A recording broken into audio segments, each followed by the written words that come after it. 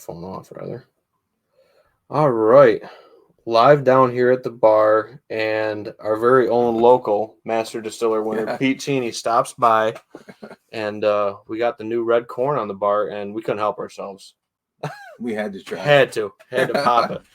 Had to jump in. Yeah, no, Pete let me try this a couple weeks back, and how like velvety this is, like we're talking across the palate. Right.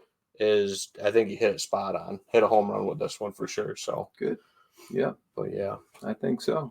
But well, thank you, Pete, for coming down. I know this is the first time. I know Tommy's been down here once or twice, popped in for a couple quick pours or whatever, with Amanda and my wife being such good friends. So absolutely. Yep, they're running back and forth with stuff. But so for the folks at home that might not know some of your background, your story, everything like that, let the folks know who you are.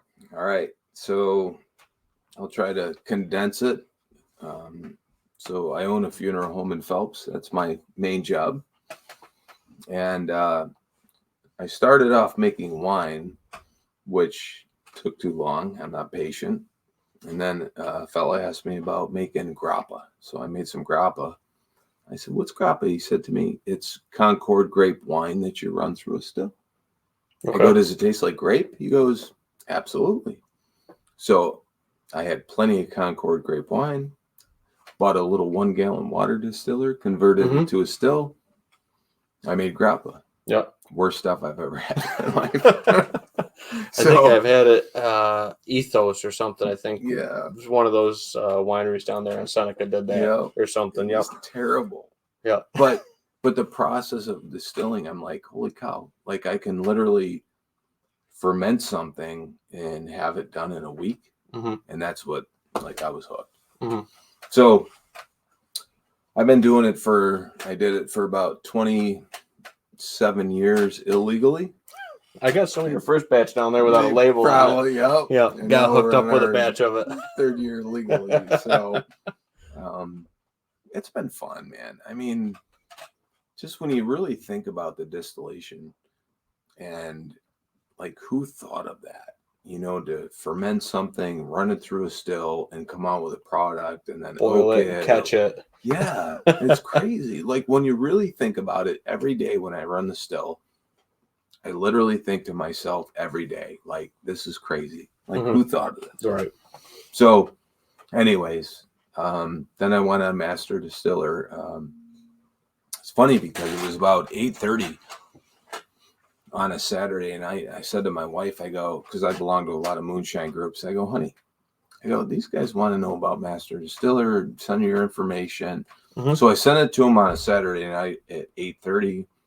At Monday morning at 8 o'clock, phone was ringing. Hey, we want you on the show. So I did that and went down and filmed in December of 2019. Ended up winning with the 4-grain, which is a clear. It's not oaked. And here we are. Yeah. So yeah, it's been fun. Yeah. Quick nutshell, the last 27 years. There you go. That was pretty quick. But no. So the red corn, that's pretty new for you. That was your first run with a red corn. It is. So I had a what's called Jimmy Red out of down in South Carolina, and I was intrigued by the red corn. So I actually bought some. My nephew tried to grow it. It's 110-day growing, but the problem was, that year was a drought year, so we had zero rain, zero water. It came up about maybe 3.5, 4 feet, but it didn't ear. So I've been chasing this for a while. Gotcha. And then I just got my hands. So my malt guy called me. He's like, "Hey, I got some malted red corn for you." I'm like, "Hell yeah!" So, so I did the malted red corn. I did naked oats because that'll give you the mouthfeel, soft mouthfeel. And then I did the triticale, which I love triticale, which is a hybrid grain of wheat and rye. And, it gives you a little bit of that bite, but not overwhelming. Mm-hmm. You got that wheat, which is smooth, the oats, which is smooth. And Yeah, it's good, man. Comes into that finished product. Absolutely. And the thing with this one is if you like that corn sweetness, and it's a different corn sweetness too. Yes. This red really kind of showcases that. It does. As a whole with that. And if you like that corn feel, this is right up your alley. That's the one. Yeah. So when I malt this, so it's malted, and when I process to make it, this red corn really was totally different than any corn I've ever had. Okay. In the process of distilling. And I was like, holy cow, like you could just tell that it was going to be something special. Gotcha. And you got to make sure you got the right, you can throw any grains at it, but to me, like naked oats. So when I thought of that, I was like, I want to use naked oats for the mouthfeel, a soft mouthfeel. But I wanted the triticale to add that. And it's kind of your thing. Yeah. It's kind of your signature grain that you like using. I do. Yeah. I love it. Right. It's good. Right. I like using it in a pinch with my food plots, actually. Right. When I can't get my hands on, wheat or something like that. It's a really hardy, good grain. It's a great cover crop. It is? Yeah. Absolutely. So farmers laugh at me. They're like, dude, you're using triticale? Like, that stuff is shit. Yeah, usually they're tilling it right under in the spring after it covers up. Yeah. But yeah, so it's fun, man. Yeah, it's good. Absolutely. And I got to come down the day we tasted this. It was, I don't know, maybe 10 days or whatever into the beginning of the process. Right. And it's come when I say velvet, like it just flows nice velvet, over the palate. And it's amazing, what you can do and the dedication you have to the craft to be able to bring that product to the table for folks. Yeah. So absolutely. But yeah, so like I said, I had a couple questions that came in from folks with stuff like that. Big thing that you guys got coming up is this Saturday is your anniversary party at the distillery. Yep. 3 years. Opened in the peak of COVID. Yep. We did. Yep. I remember it was snowing and everything, and you guys were working on the bar top before you even made the Outback and the back bar and all that. Yep. But so what's some of the, I guess, highlights for the anniversary party? So obviously the red corn release is big. We've got great music that day. So we start off with Tom Chamberlain, who's awesome. And then Frog Hollow, which is Tim O'Hara and his buddy. And they're just freaking great. And then we finish up with, at the end of the night, Flint Creek. Yep. With what is it, Ben and John? Gotcha. So yep, the 2-piece. Yeah. So they're awesome. So music will be great. We've got Bumble's Barbecue. They'll be there. And Jimmy. It'll be great. Jimmy always makes good food too. Good, man. He's good. Yeah. Molasses cookies. Oh yeah. Molasses cookies and his barbecue is always spot on. Yep. But so yeah, I mean it'll be a great day. I mean, and look, at the end of the day, it's about the people, right? Yeah. And I realize that, and I truly take that in, because without the people that love the products, we wouldn't be there. Right. You know what I mean? So. Right. Yeah, no, it's a great local community. Love how you've built out from, like I said, and obviously, like I said, your daughter-in-law and my wife are big time friends, so I'm there a lot. And the way you guys have grown that into the back bar and the Outback and all that stuff, it's such a good community atmosphere. It is. In downtown in the Phelps Triangle or whatever everybody calls it down there with Crafties and wine bar and everything. They're like, we had no idea. Like, they see this in Phelps. Like, once you get inside the doors, it's like, holy cow. Like, who knew? Right. It's great. And people are great. We have no issues. I mean, everybody's awesome. Yeah. So, yeah. And you guys, and that's the one thing that some people complain about. It's like, well, they're not open all that late. It's like, well, nothing good happens after midnight usually. Exactly. Yeah. So we try to keep winery hours, man. Yeah. That's what we always said. Winery hours, that way, we're and we always say ish. So like if we're open till 5-ish, if people come in at 4:50, it's fine. Yeah. You know what I mean? You could do a tasting round or something. We're not going to leave. I mean, but we don't want to be that like bar atmosphere where Yeah. at 8:00 at night, everybody's coming in after being out. You know right. what I mean? Other places or whatever. Right. Yep. Yeah. So No, understandable. but Everybody's having a good time, but in moderation. exactly. Mhm. Yep. Yep. So we have a great following. I mean, our Bloody Mary following is off the cuff. You Yeah, know? the Sunday crowd. So, Yep. It's good. Unfortunately, Bills dropped it this last weekend, but but yeah. So, yeah. and you guys, so for your normal operating hours, no, you have your anniversary party, but like your normal operating hours are Friday, Saturday, Sunday. Yep. Just Okay. Friday, Saturday, Sunday, and a ton of. So it's kind of funny. Like people go out on the wine trail and they're like, "We're tired of wine." They Google. Out comes Smokin Tales. We get a ton of people from the wine trail. Okay. Yeah. So, and the thing is like, we're small, but we are the largest flavored moonshine producer in New York State. No kidding. Yeah. I mean, that's a pretty big statement. Yep. No, you know absolutely. I mean? Absolutely. Because not everybody, when you come in, like, you've gone to tastings before. Mm-hmm. Yep. You try them. It's like hot. It burns. It's too high proof, right? And so people want to come in. They want to try something. They want it to be smooth and easy to drink without the burn. Right. And I mean, that's what, honestly, that's our mainstay. Right. It's the bread and butter with it. Yep. It is. But I love how you're expanding the portfolio because you're trying to make that next product. Right. You're trying. Your passion drives that next product. Correct. To bring it to the table. Yeah. And that's where I love where you're going with like the Sportsman Reserve. I'm more the cast strength guy myself. Right. Of the Sportsman's Reserve stuff, and that's kind of where my palate fits in with it. Right. But the fact that, like you said, people that are going on typically on the tours, the tastings, they want that atmosphere and that experience with it. They don't want something that's like, because I tell it to people all the time down here. It's like, do you drink, stuff neat? Right. No? Okay. We might pick something different off the shelf for you. Right. Versus just, dropping something 114 proof on their head. Right. But, but yeah, no, that's a great thing is your portfolio is expanding to fit kind of all those different people that come in the door. Yep.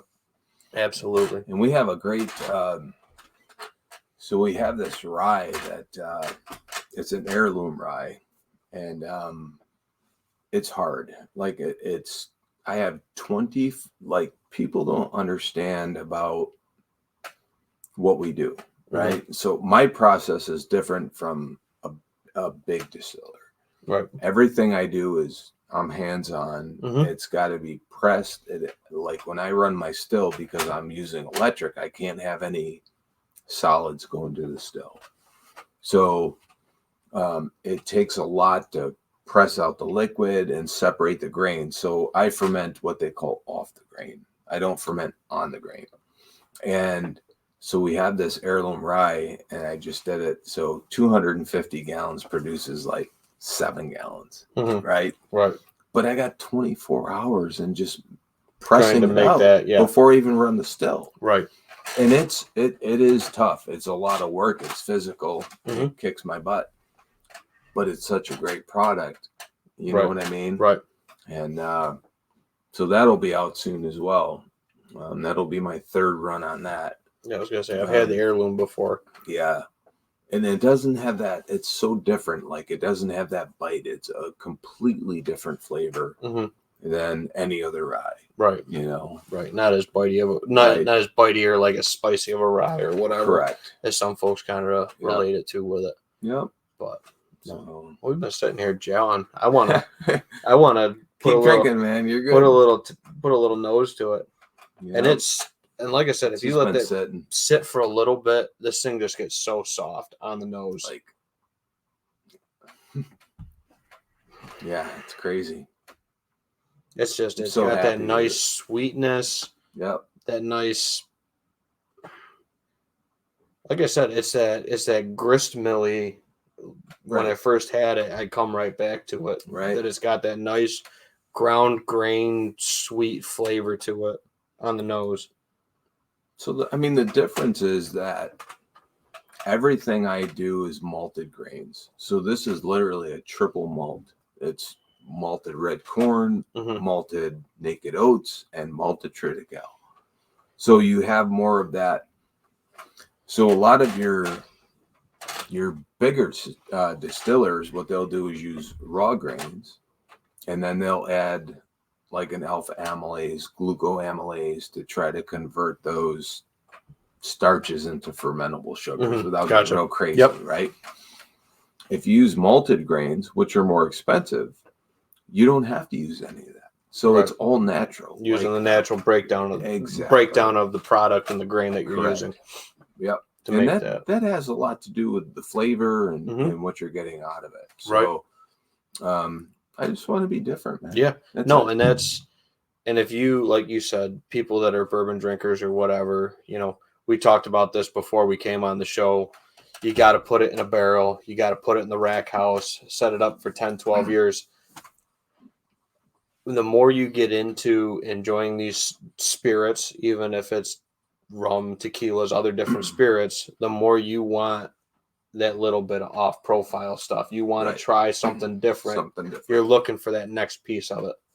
Yep. You know, and I think that's where this is a great fit. Like this, like I've said, this doesn't taste like, you know, Indiana MGP, or Kentucky stuff. It's and it's not New York stuff. Well, it is New York, but it's different. It's an off little twist of New York. It doesn't quite, you know, fit that same New York profile. So raisin is one I get with New York stuff, and I don't get raisin with your stuff. You know, for whatever reason, whether that's part of the process, you know. Yeah. But as a whole, like New York stuff just kind of gets raisiny to me. Right. And I don't know why. Maybe it's a lot of it's water. Cuts. A lot of it's cuts. No, so like they talk about Kentucky limestone, right? That water, it's got, yes, it has minerals in it, but when you distill, like those don't come through. Right. I mean, if you really understand the distillation process, because alcohol is going to evaporate sooner. Right. Yeah. I mean, you're just pulling off the alcohol. So I think most of it has to do with, you know, what type of grains you're using, multi-grains, and the cuts.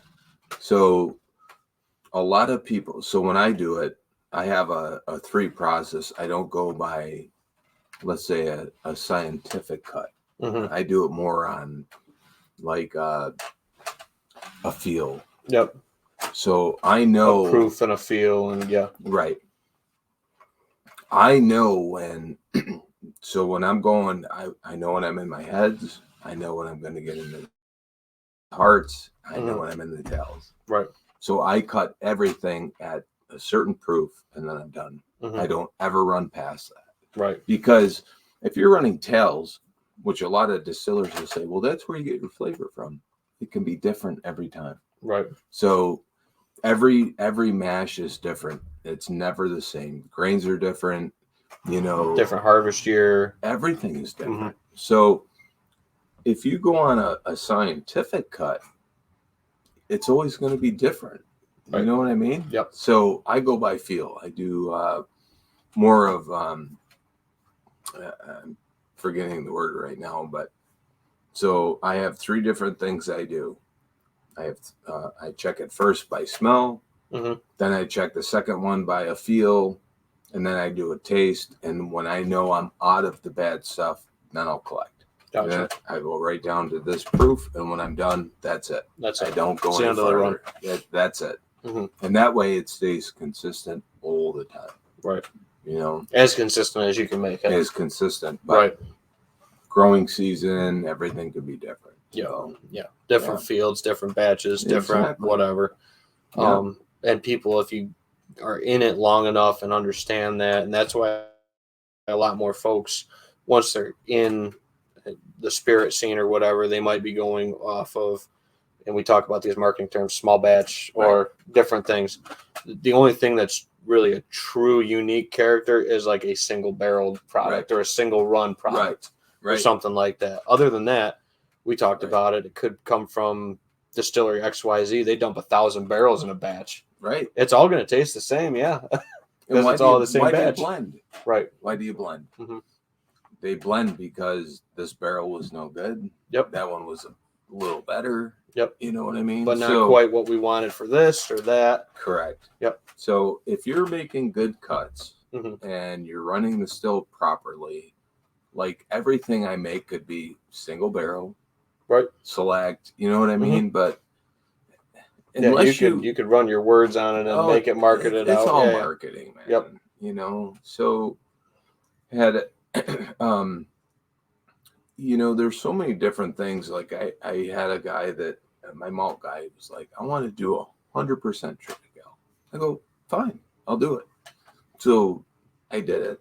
Made a kind of a fun label, called it single batch special reserve, blah blah blah blah. You know what I mean? Whiskey, yeah. I mean, if you like when you start distilling and you understand the inside of what distilling actually is, that's when you really start to understand about bourbon. So, right. Yeah. Right. So we had a couple comments come in. Nate says, loves the Sunday Bloody Marys down there. Absolutely. Just trying to, catch up on a couple of these. Actually, that's why I got to open up the phone. All right. I'm still learning my new software for the podcast. Yep. Steve Bogart, guy I went to high school with, says, yo, he's a big bourbon guy. One of my, not high school, but little league baseball coaches says, love talking whiskey with Pete. Mike Davis. Yep. Says, Coach Ben and played ball with Pete. I didn't know you played with Mike. Yeah, man. No kidding. Yeah, small world. Yep. Skeets, yeah, buddy. Love watching this.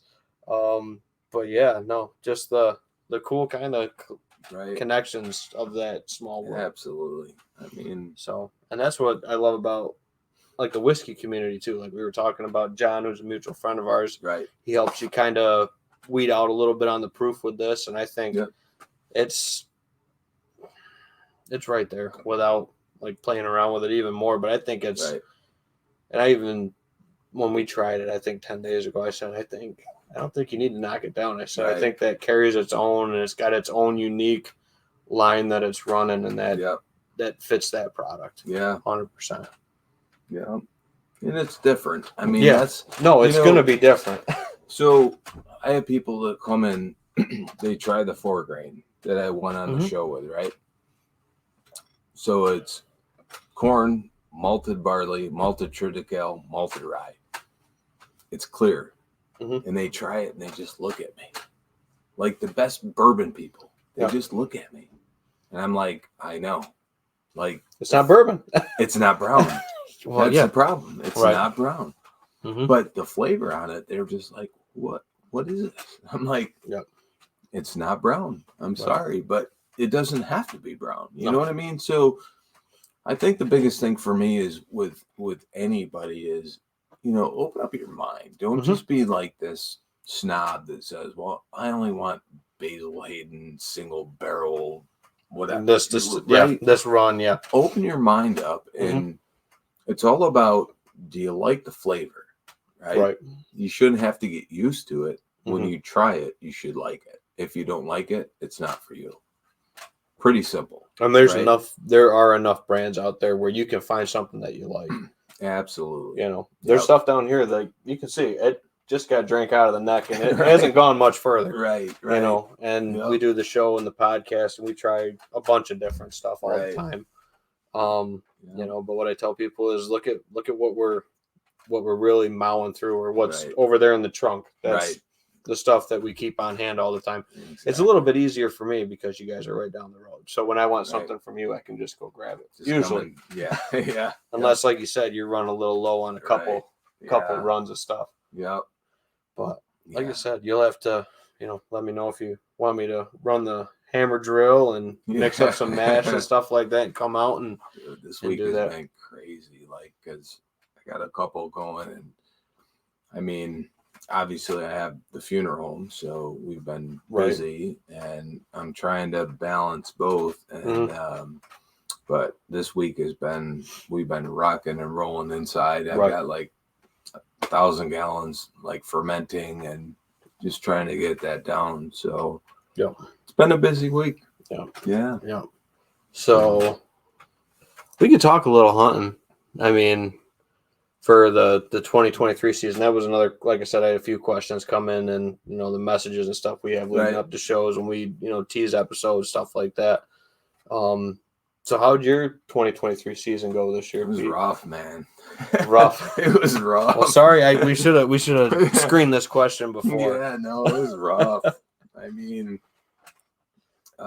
Jacob, so my middle son sent me a text. I was out fishing, I think in Montana, and he sent me a video of a monster buck. Like so much foliage you couldn't take a shot. That was during archery. And it's funny, man. It was a weird year. Like last year was weird. This year was even weird, Yeah. And I mean, we've got some nice bucks we've been watching, and they disappeared. Yeah. But they're back on camera afterwards. So at least we know they're still there. Right. We didn't lose them, but well, like Nate likes to say, you need to get like a serial killer board. That's that big whiteboard when you walk down in here, where we track certain deer, like year to year to year with stuff, and that's how I've killed most of the bucks down here. Right. The last few of them have been on that kind of historical pattern route. Right. Because other than that, like you said, some of these deer will shift right off a property, and then all of a sudden, like you said, boom, show back up end of December or something like that. Yeah. Which is really cool to see.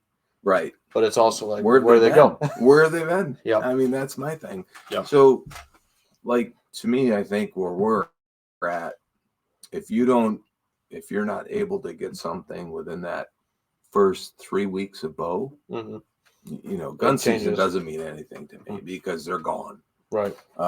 You probably get a doe if you're lucky. Maybe you'll get that buck to come back in. But during that first 3 weeks, and they're active, that's the time. Right. So and it's all. I say this too with people working consulting and stuff like that. It's all how you set your property up and what your property has, not just how you set it up, but looking at that and saying and understanding that too, that I got to make it happen in this first couple weeks on this piece, or maybe you're on the flip side of that. Maybe your Halloween rolls around till the second week of November and my piece is off the hook for this piece. You got to kind of understand how your pieces lay out in that whole neighborhood scheme, going with it. So absolutely. And there's some I've killed early here. There's some I've killed late. Some I've killed in rut. I mean, they're all kind of all over the place. Right. So, but a lot of that, and the reason the whole 1 year rule, because a lot of people ask me about that, so I try to explain it. The whole reason that 1 year rule came about is my grandmother's piece. I never put a lot of effort into it. Right.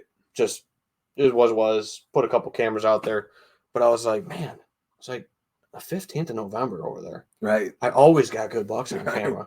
Right. And then I start looking back at pictures, and I have thousands and thousands of trail cam pictures from well over a decade now of doing cameras, and I'm thumbing through stuff, and it's like, oh, like this woodlot gets hot at this time. Yeah. And then it's like, oh, this buck comes back in this.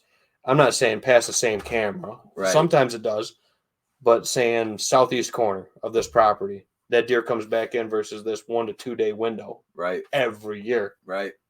And it's like, so their internal clock, the way that works is insane to me. Crazy.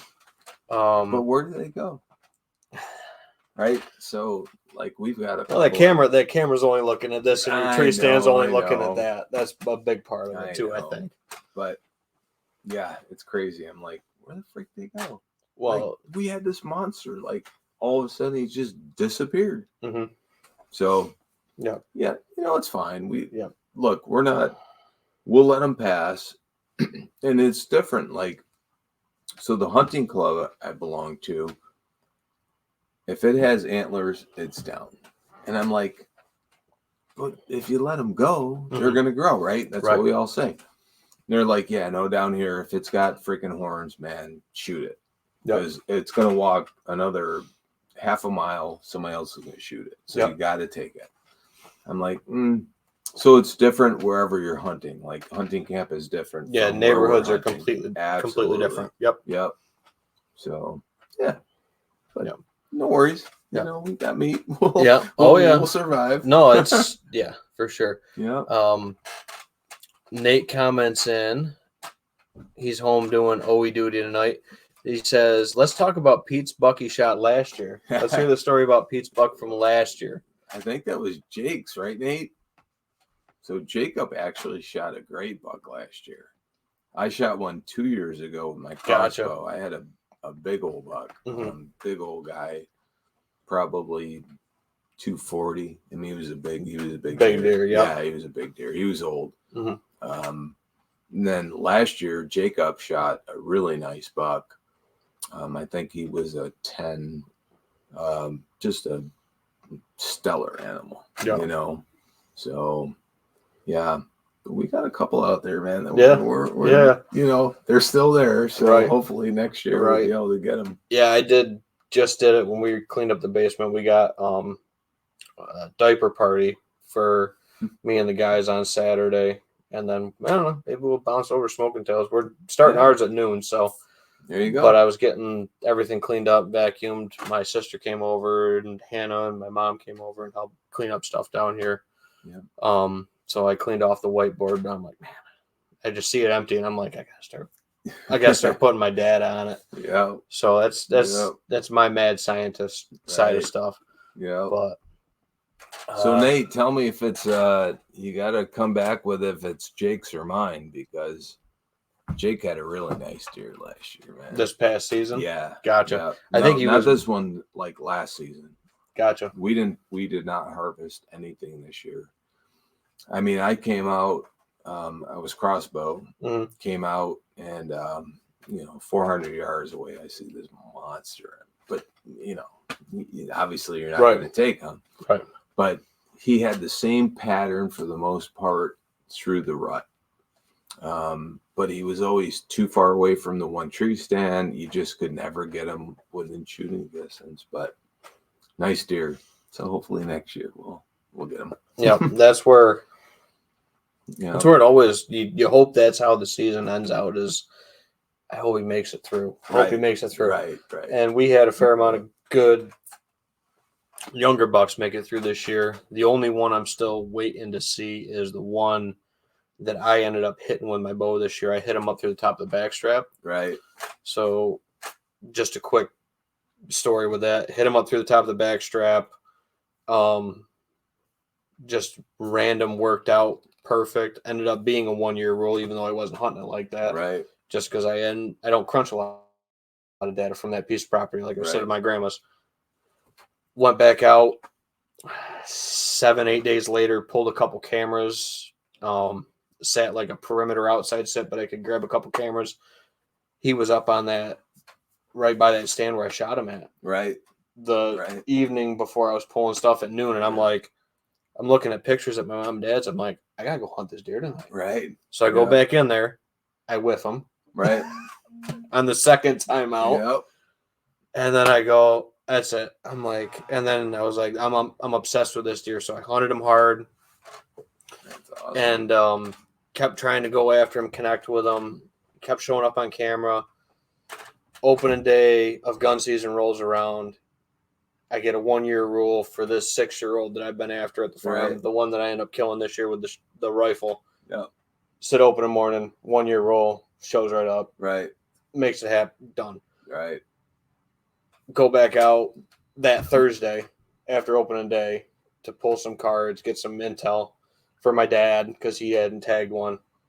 And don't I go out on my grandma's and that deer's chasing a doe around. And I got to watch him chase this doe around, breed this doe in front of me. Right. And I'm sitting there with my pistol and talking to my dad on the phone. I'm like, I'm sitting in the ditch watching the buck that I shot with the bow, breed this doe. Right. And you got to be kidding me. Right. Like, get over here. Man. But, no, so I'm just waiting to see if he made it through. I haven't had a picture of him since December. So, but like you said, I don't know. I'll have to look back at some more historical pictures and start crunching data. Right. See if he shifted off last year or how that worked out with him. Right. Because it's all different. Yep. But sure is. Anyway, Jake Clyde comments in. Jake Clyde. Try to get to a few comments here. 100% behind that, Pete. Folks that drink Makers, etc., hardly have a clue for how much variety there is in the bourbon world. There's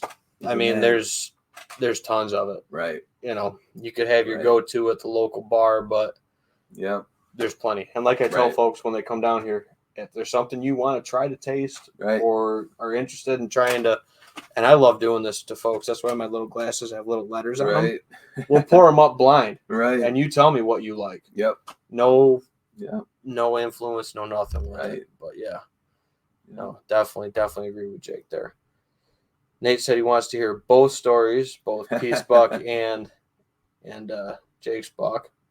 I love it. And then Bo comments in, did he say crossbow? So Bo's our local crossbow pushback guy. Right. So we'll So honestly, talk about crossbow. So all right, older guys like myself, right? Yeah. I can shoot archery. I went back this year and had Mike Price tuning my bow, the whole bit. But for me, when the shoulders are bad and you get older, you're young, but when you get up to my age, you're 56, dude, it's hard to pull back a bow. Right. So there's nothing wrong with the crossbow. So for Nate and Bo, when I was out this particular day, I was like, I'm going to do one more call. I did a grunt, I did this like kind of little weird sequence. Yeah, I did like a grunt with a doe bleat, and I did about a 360-degree turn. And when I came back, that buck was coming in hard. And I knew my yardage. I knew right where he was. As soon as he got by the tree, boom, I hit him. He didn't even go 20 yards. So to me, a clean kill is more important than anything, right? If I can't shoot archery, a crossbow is, and I honestly, there's so many guys that have put so much effort into hunting. They're great hunters. Why not let them shoot a crossbow? If that makes you more effective, right? I full, like we just talked about, full disclosure, I hit that deer high, and then I still whiffed that deer, same buck, and I practice. I shoot a lot. It happens. But if you are more proficient with said weapon, I don't see a problem with it. I mean, I have guys I fish with that are 75 plus.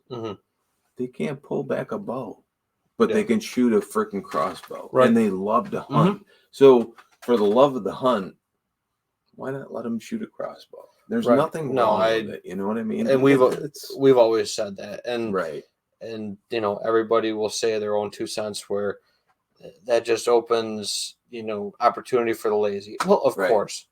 The guy would have probably been hunting with a crossbow, even if it wasn't legal for New York. Correct. You know what I mean? So some of the argument, I get it, is moot point. It is. So but you got to it's really more about the older guys, right? The guys that have hunted for years, that have archery hunted for 50 years. But if they can't pull back, why not give them the opportunity to go out, do what they love, be in the woods, and shoot a crossbow? That's if you got 10, 15 more, if that can give you 10 or 15 more archery seasons to be able to have that implement, exactly. I am all for that. Why take it away from them? I mean, those people, that's who you learned from. That's who I learned from, right? So those guys that shot archery, they shot shotgun, whatever it was. Why not allow them to go out and shoot with a freaking crossbow? Because that's who we learned from, right? Have another couple seasons and make and enjoy it. Be able to enjoy it, and still be able to get out in the woods, and But, anyways, so that's kind of how mine went. Jacob, he hit his with a bow. Same stand. Big guy came in, 15 yards, boom. Yep. You know? Right. So, yeah. Yeah. So, Nate, if you want to know anything else, let me know. Yeah. Yeah. So my wife comments in. She's working overnight at Hobart tonight. It's her on-call week. Yep. Happy anniversary, Smokin Tails. Cheers Thank to all of you. Appreciate it. Thank you. Thank you, sweetheart. Thank you Yep. for letting me do this stuff. Yep. And I just got to get up a little earlier to do the horses and that kind of stuff in the morning, which is fine. It's all good. Nate says Ben sucks. I'm assuming when he said I whipped on that deer. And hey, yeah, look, hey man, even it the happens. best whip, man. No, dude, if you hunt long enough, you will whiff, mess up. Yep. All the above. Matthias, my youngest. Yeah. I know he's not watching, but he had a monster come in, pulled back probably 20 yards, right underneath, whipped it. You know what I mean? Oh yeah, he's like, Dad, it was a big, like it haunts you. Yep. It haunts you. Yep. Right? Because you want to make a clean kill. Yeah, no. But when you whiff, it's like, yeah, when you know you whiff. Right. Yeah. So when we were looking around here, when you first came down at the end of the beginning of the night, that buck on the far right, I shot that deer the year before. Right. He survived all year. Right. Actually, it hit one lung. Right. Didn't kill him. Jeez. And when we gutted him out the next year, obviously I killed him. Right. 22 yards was obviously a little far. I had to shoot him at 8 yards the next year. Right. So I shot him at 8 yards that following year. And then we tracked him up. I shot him, ran down the hill, and then he stood at the bottom of the hill from me. Looked, I swear to God, he looked right back up at me in the tree, and I go, I can't believe I did that again.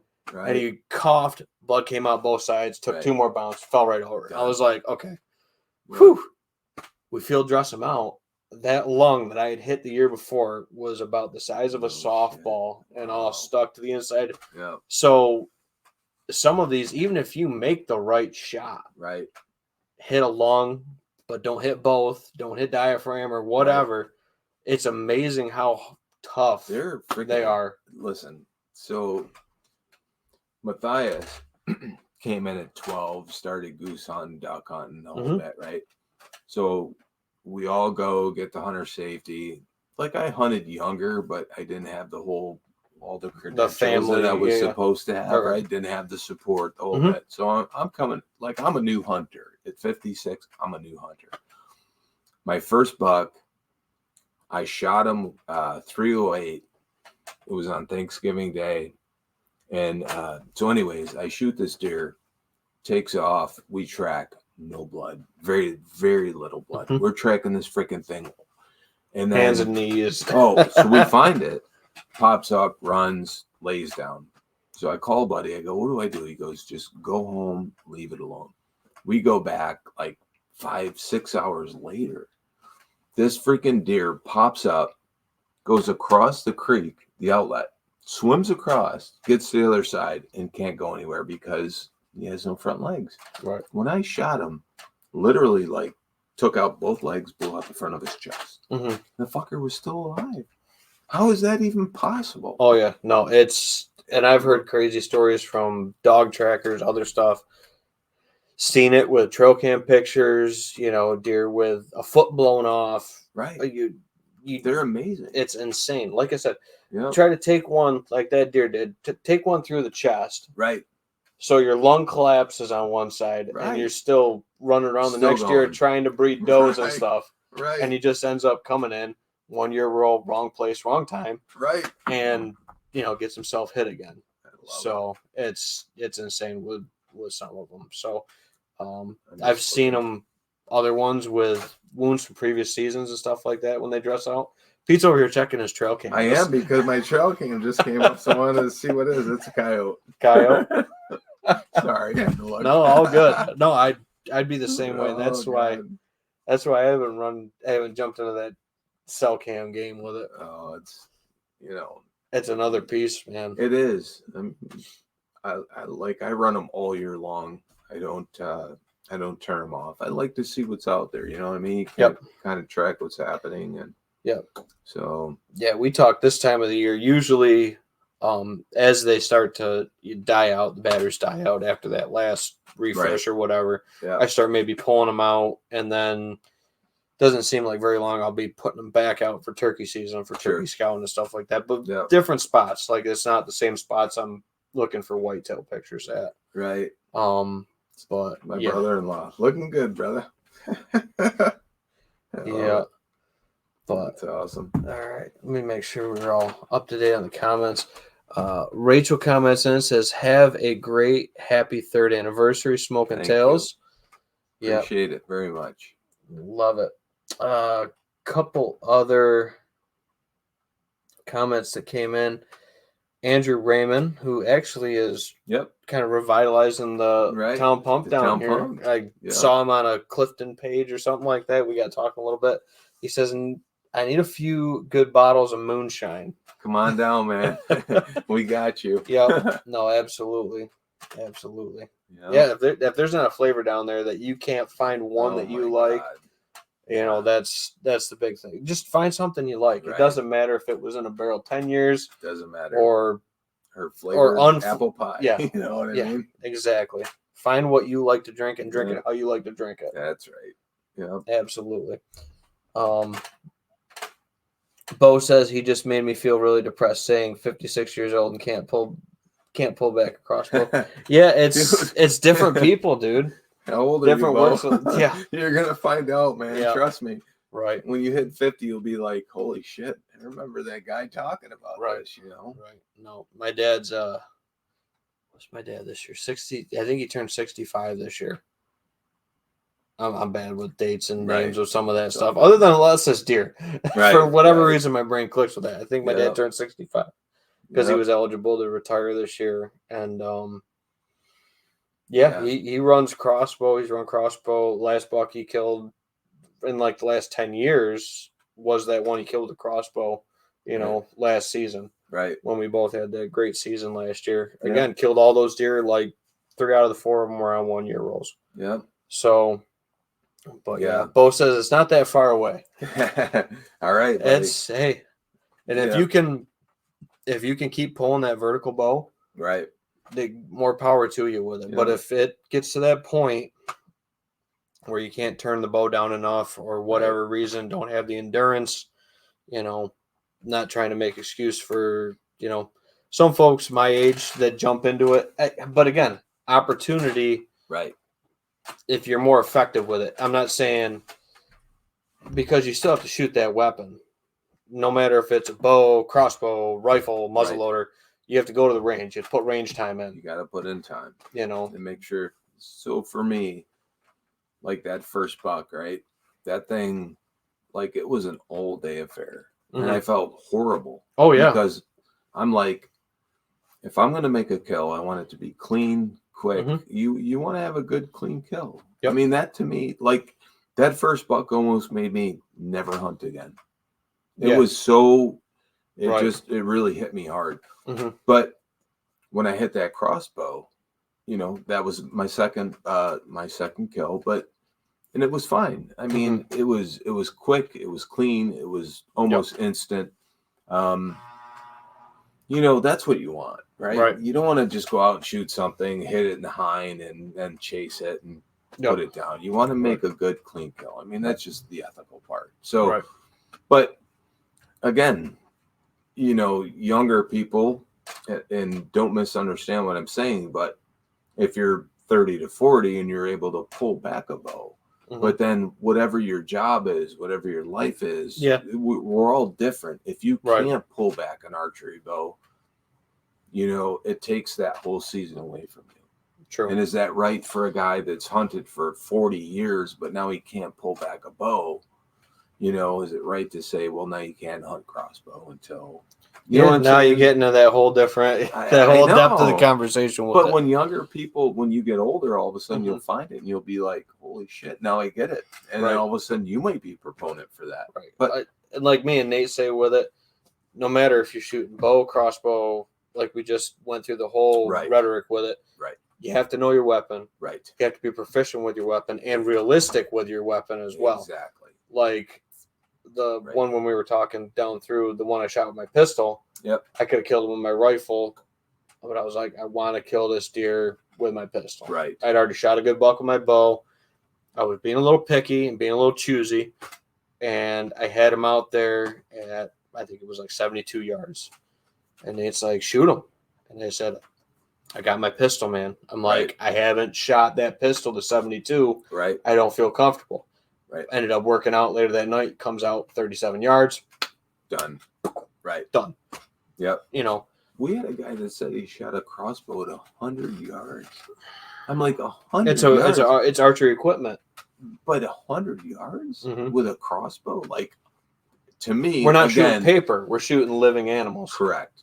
Like 35 yards, maybe 40 max. For me, with the crossbow, that's my own personal thing. I know I'm proficient at that.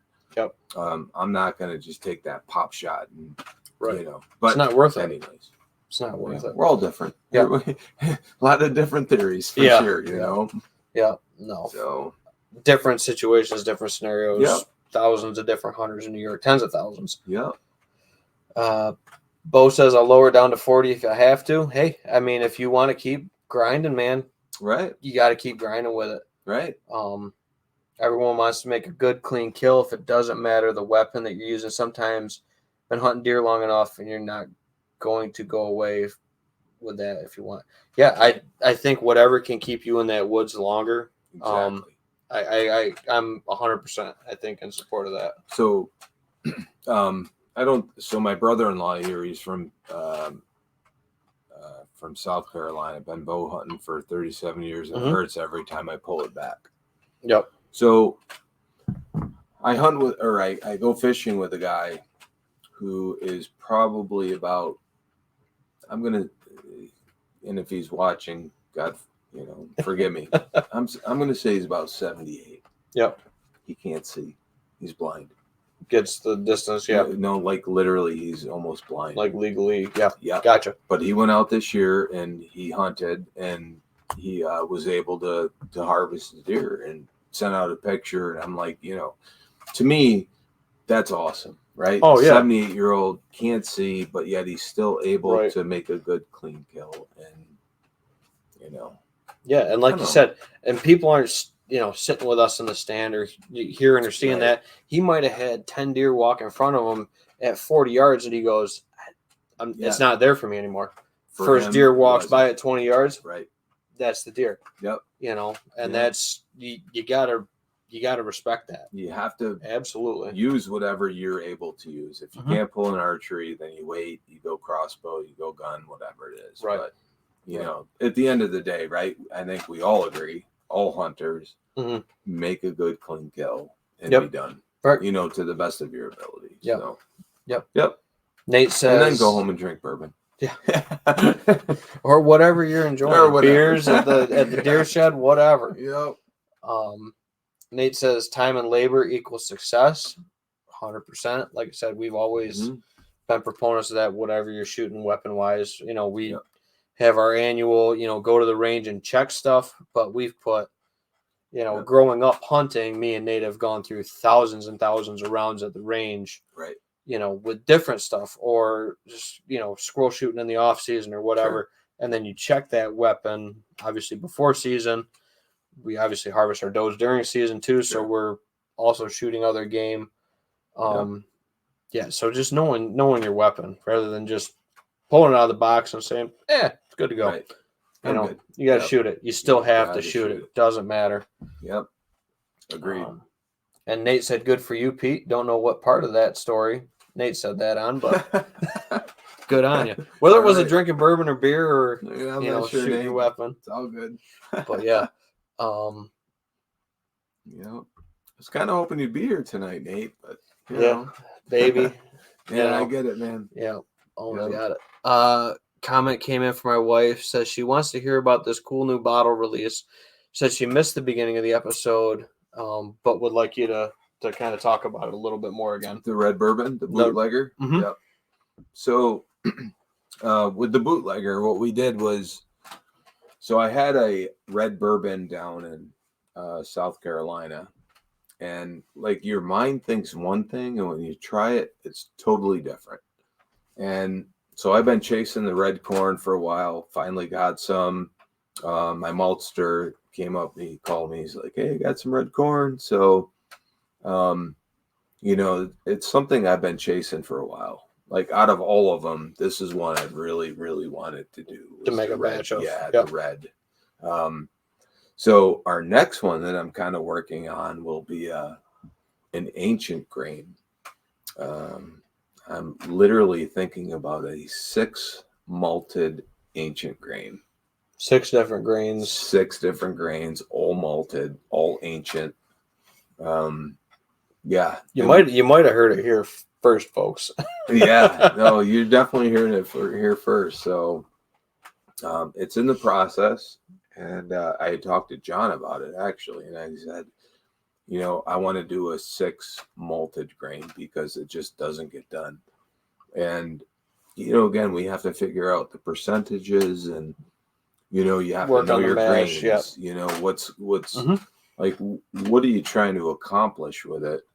But we have 6 ancient grains. When we say ancient, you're talking 1700s. I mean, they're things they're grains that the Egyptians used, right? So, I mean, they're way, way back.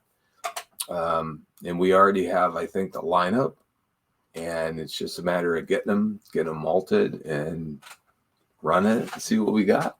So, and trying to, like you said, find that next piece of that portfolio. Absolutely. To broaden that spectrum. Yes. Yep. So I had told you before we went on air, I think, is that we literally are the largest flavored moonshine distiller in New York State. I have over 54 approved labels. So I've made, in 3 years, I've done over 54 different types of product. Yeah, whether it's bourbon, flavored moonshine, rye, whatever. But we have over 54 that I've done, which is insane. It's a lot of product. That's insane. Yeah, dude. we talk about a portfolio. I got like a half dozen down here. Right. Out of 50 some. I have a problem. It's like, what's next? What's next? Right. What's the next? What's next? Yeah. What's next? Yeah. Yeah. So yeah, we I say we, but I actually was on TikTok of all things, and I have a rice whiskey coming. Nice. So that's from Japan? No, JT Mellick out of Louisiana. Okay. They have their own patties, crawfish, ponds, everything. Wow. Bottle coming up. Nice. A single barrel one of their product is coming up here. Should have in the next couple of weeks. We'll be doing that on the show and talking about that. Cool. But I was like, rice whiskey? Right. Sake, or I think they refer to it. Big, man. Yep. So I got no clue. I was actually talking to John about it, and he's like, I've never even heard of the distillery. Like, it's a small craft Louisiana distillery. Right. Found them randomly on TikTok, talked to them. Yeah. Sending me bottle product, and they're like, hey, we want you to talk about it. I'm like, right. All right. Right. So we, honestly, like, a lot of the Japanese whiskey is really good. They're doing a great job. And I mean, I've had some stuff that is absolutely phenomenal. You know what I mean? So, it's fun, man. But it's like you said, pour out a handful, not even a handful, but like, we're having pours because we're trying the red corn, stuff like that. But like when John came down here, he's been down here before. John, you know who you are if you're watching. John knows. We're not gonna call you out. Yeah. So he's got dart night tonight. Yeah. Every Wednesday. I keep trying to have him on the show. He's like, man, Wednesday's dart night, man. I know. Gotta play darts, man. So his palate is John's. It's amazing. So he's picking through this stuff. He's just looking around. He's like, what's that? I said, well, that's Idaho bourbon that came from Idaho. Oh, I want to try that. Right. And I want to try some of that. And like we're saying, you pour out a couple of these. I'm not saying pour out a shot of them. Right. If you're tasting through them, you just need a splash in a glass. If you're trying to taste a few of these different products. Yeah.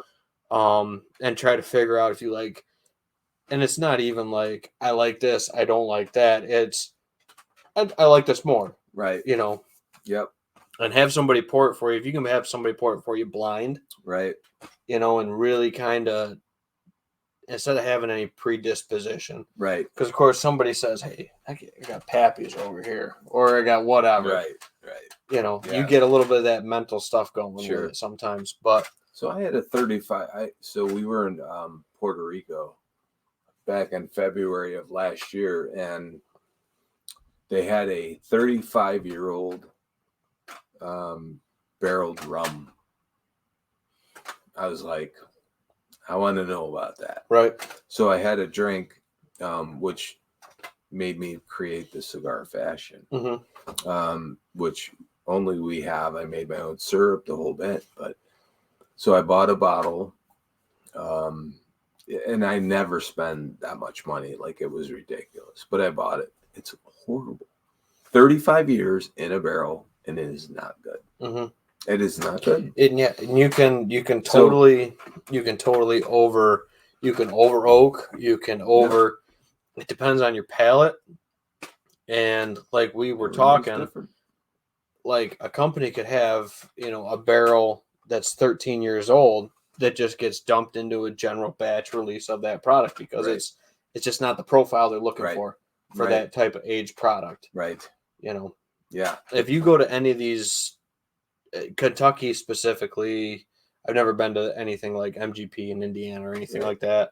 But if you go to like Turkey or Buffalo Trace or whatever, it's tens of thousands of barrels. Absolutely. And there's 200, 100 to 200, we'll just call it bottles, a barrel of whiskey. Right. And they got thousands of them in warehouses. Right.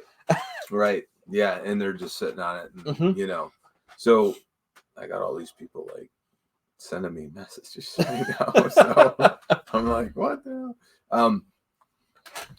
So when we did our pre-prohibition, it was a mash bill that was given to me years ago. I had no idea what I was given. No, I didn't have a clue. I was like, yeah, all right, thanks, buddy. Put it away. Yep. So I'm not a competition guy. I don't go into all the spirit competitions and all that. But you got to provide them an insane amount of product for those spirit competitions. 3 bottles. It's not bad. Oh, that's it. 3 bottles. I've heard cases. For some of them. 3 bottles. Yeah. Okay. So I put the pre-pro in without anybody else. Like, none of our partners knew. I put it in, and we took a bronze, which to me was like a triple gold, right? Because it went up against all bourbons that were aged 10 years and younger. Right. And that for that category, for that category of bourbon. And I said, how, to be blunt, how pissed off do you think those distilleries would be to know that they've had their product for 10 years and mine was 32 days and I took a bronze? Right. It's different, man. I mean, and there's nothing wrong with that. It doesn't have to be barrel aged for 12 years or 15 years. What it's about is, do you like the product? Do you like the flavor? Do you like what it's producing? That's all it is. So, small distilleries like myself, I mean, yeah, our prices might be a little bit higher at times than people think. But like I said, I've got this one, the heirloom rye. I've got 24 hours just in like the mash. That isn't even the still run. That's just the mash. That's cooking it and separating it. Right. And again, small craft distillery, there's no bulk discount. You don't get a discount for ordering a tractor trailer truck. You're buying it by the 50-pound sack. And we don't have that. You know what I mean? So, small distilleries, I mean, honestly, like, and it's not just me, but there's a lot of great distilleries out, small guys that are just, they're breaking their chops and making great product. It's not that commercial, because when you go big, you lose quality, because what do they have to worry about? They have to worry about it's quantity. It's a batch product. We got to make money. We got to turn it over. No. So as a small guy that doesn't care, they really care about, what does my product taste like, and are people going to like it? So anyways. Is it the normal profile that you're expecting from Right. Jack Daniels, turkey, Right. whatever. Right. That's what they're shooting for, and they're dumping, like, they use the word small batch if they do. I mean, not any of those distillers we just said necessarily do or whatever, but small batch. There's no legal definition of small batch. No, 100. I think it's. There's no legal definition. No, there is. Oh, is there? There is. So, like for us, we're a farm distiller, and I think we can do 75,000 gallons a year. That's a small batch. Gotcha. Anything over that, now you're not a small batch. It's just a general batch product. Correct. Gotcha. So see, again, I'm a whiskey drinker, not a whiskey maker. Right. So, and that's the difference. Yeah. Like when you start distilling, you start understanding, and you say to yourself, this is all marketing. You know what I mean? It makes no sense. So, yeah. So, good. All right, we're about hour 5. We shoot for about hour-long episodes. We're good. Last 2 questions. Future plans for releases. We've touched on a couple of them. Maybe the 6 grain is teased. The 6 malted. Yeah, man. Ancient. Yep. The 6 ancient grains. Yeah. All right. And then which nobody does. Right. I mean, 4 is all you hear. Right. 6 so a 6 malted grain is more like you'll see like Scotland. They're doing that, but over here using some of the nobody does the 6 ancient grains. Grains you might not even like have heard of. Exactly. We got some crazy stuff coming in. Very cool. Yep. And then the other question that I had from a local store that we frequent a lot, K&M, was distribution going forward. Sure. So if you want to explain how that works, kind of with how your license is set up with the state and how that works. So for us, distribution, we can self-distribute. We don't have to have a distributor to do that. So our business model so far has been we don't want to go outside of the distillery. We want people to come. We want them to experience it. We want to be able to explain it. Atmosphere. Yep. If you walk into a liquor store, and I'm totally open for anybody that can help me understand this better, but when you go in the liquor store and you look at a moonshine, right? Moonshine, bourbon, whatever, there's like hundreds and hundreds of choices. Mm-hmm. What are you going to buy? Right. Are you buying, you're buying a label. Are you buying your go-to, or are you buying what somebody said to you? Know yep. it. Right. But if you don't know it, you're just going to go in. If I'm blind and I'm just like, I don't know, I'm going to go in and buy something for my brother. Yep. You're just going to buy a label. What looks really cool. Mm-hmm. So for us, our model has been, we want people to come in. We want them to experience it, understand it, why it's different. Find one they like. Exactly. Yep. So we go to the local, just our guys in Clifton, Cork and Bottle, because they're local. So that way the people that are local can go there.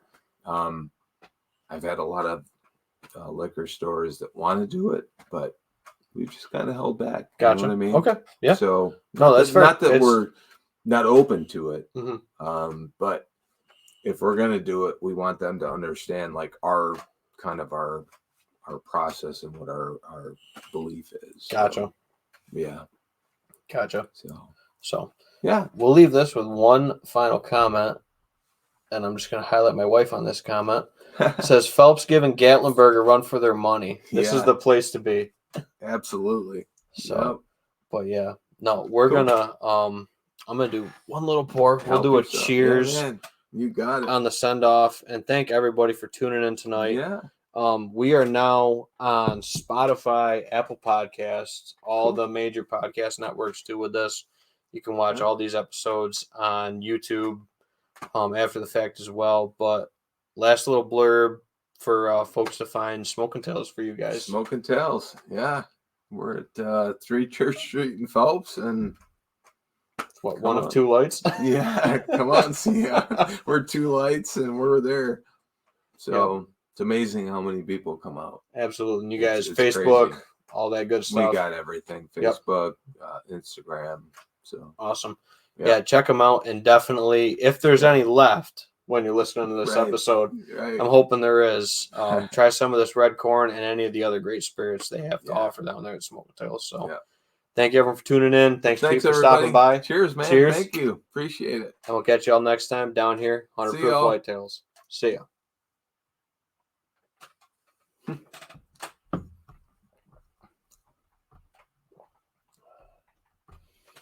I think my whole family.